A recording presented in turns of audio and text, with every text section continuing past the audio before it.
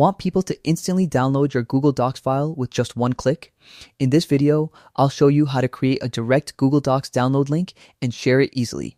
So let's get started. First, open Google Docs in your web browser. Now open the document you want to share as a downloadable file. Next, click on the share button at the top right corner.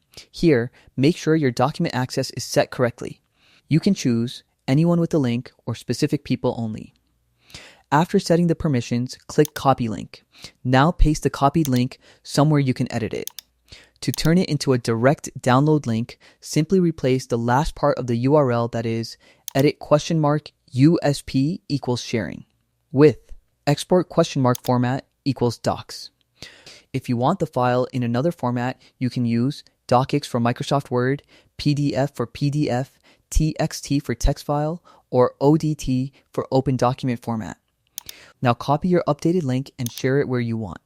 When someone opens this new link, the file will automatically start downloading instead of opening in Google Docs. And that's how you can create and share a Google Docs direct download link.